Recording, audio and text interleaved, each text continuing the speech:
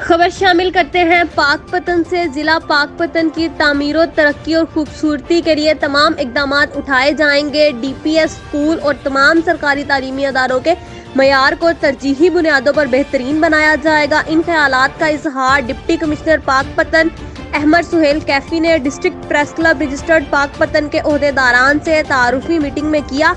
सदर district press club Syed Hasan Abbas Bukhari, chairman Chaudhry Abdul Qayyum Qomi, Malik Mohammad Ali, Rana Jawad Masood, Haji Yasin Chughtai, Mohammad Inam, Mian Tahir रहीम, उमर अमीन, मलक सैयद नसीम अस्करी, अरशद हुसैन, सैयद इमरान हाशमी, अब्बास वट्टू, उमर नूर, अली हसनैन राव, अली जोहर, अवैस मुमताज व दीगर शामिल थे। डिप्टी कमिश्नर ने मजीद गुफ्तगू करते हुए कहा कि उनका मिशन जिला पाकपतन का शुमार बेहतरीन तरक्की याफ्ता जिला में हो।